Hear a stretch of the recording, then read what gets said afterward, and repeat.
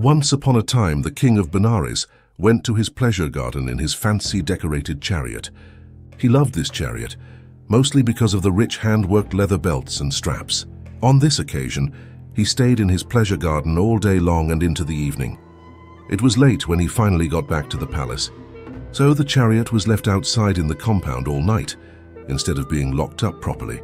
During the night it rained heavily, and the leather got wet, swelled up, became soft and gave off an odor. The pampered palace dogs smelled the delicious leather scent and came down into the compound. They chewed off and devoured the soft, wet chariot straps. Before daybreak, they returned unseen to their places in the palace. When the king woke up and came down, he saw that the leather had been chewed off and eaten by dogs. He called the servants and demanded to know how this happened. Since they were supposed to watch the palace dogs, the servants were afraid to blame them.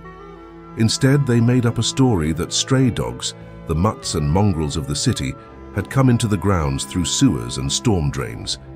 They were the ones who had eaten the fancy leather. The king flew into a terrible rage.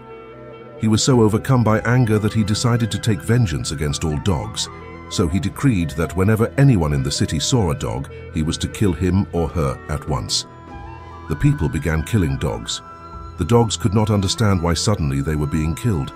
Later that day, they learned of the king's decree.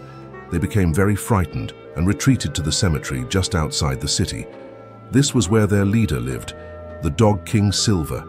Silver was king not because he was the biggest or strongest or toughest. He was average in size, with sleek silver fur, sparkling black eyes and alert pointed ears. He walked with great dignity that brought admiration and respect from men as well as dogs. In his long life he had learned much and was able to concentrate his mind on what is most important. So he became the wisest of all the dogs, as well as the one who cared most for the others. Those were the reasons he was king of the dogs. In the cemetery, the dogs were in a panic. They were frightened to death. The dog king Silver asked them why this was. They told him all about the chariot straps and the king's decree and the people killing them whenever they saw them.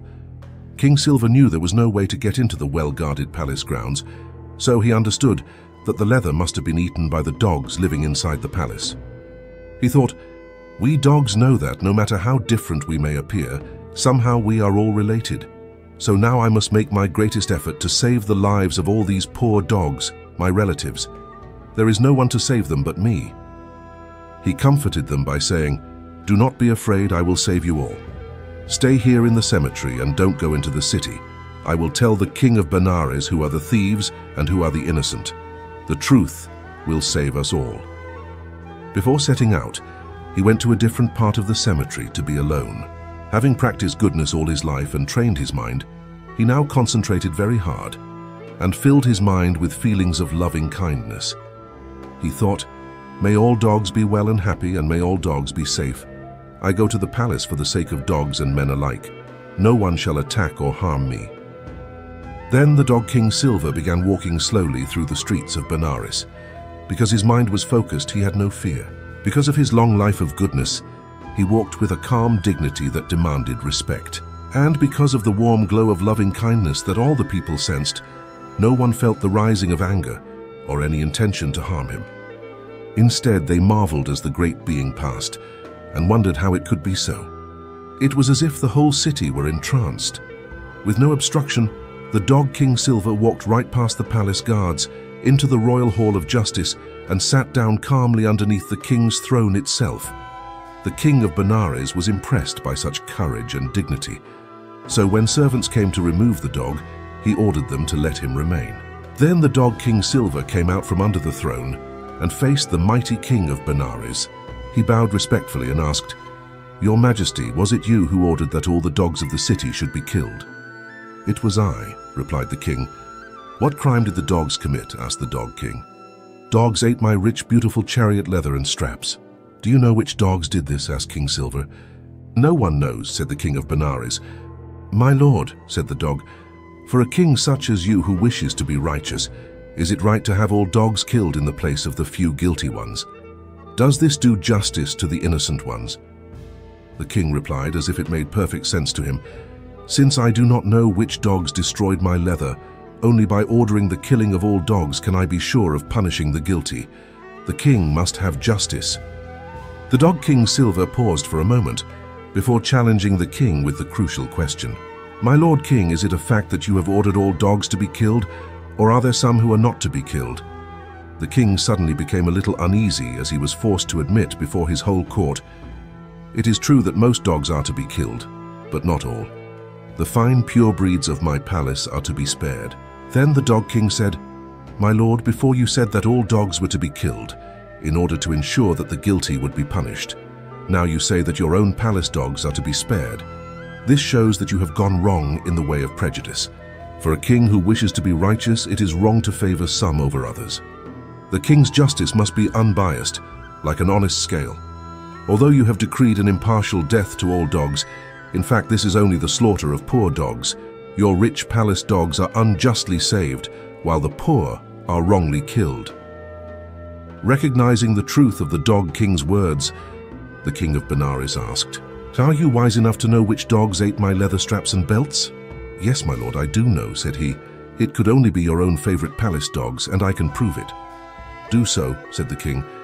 The Dog King asked to have the palace pets brought into the Hall of Justice. He asked for a mixture of buttermilk and grass, and for the dogs to be made to eat it. Lo and behold, when this was done, they vomited up partly digested pieces of the king's leather straps. Then the Dog King Silver said, "My lord, no poor dogs from the city can enter the well-guarded palace compound. You were blinded by prejudice. It is your dogs who are the guilty ones. Nevertheless, to kill any living being is an unwholesome thing to do. This is because of what we dogs know. But men do not seem to know that somehow all life is related. So all living beings deserve the same respect as relatives." The whole court was amazed by what had just taken place. The King of Benares was suddenly overcome by a rare feeling of humility. He bowed before the Dog King and said, "O great King of Dogs, I have never seen anyone such as you, one who combines perfect wisdom with great compassion. Truly your justice is supreme. I offer my throne and the kingdom of Benares to you." The enlightenment being replied, "Arise, my lord, I have no desire for a human crown. If you wish to show your respect for me, you should be a just and merciful ruler. It would help if you begin to purify your mind by practicing the 5 training steps.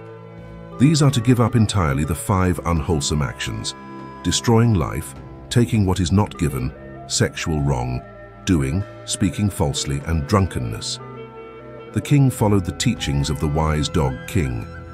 He ruled with great respect for all living beings. He ordered that whenever he ate, all dogs, those of the palace and those of the city, were to be fed as well. This was the beginning of the faithfulness between dogs and men that has lasted to this day.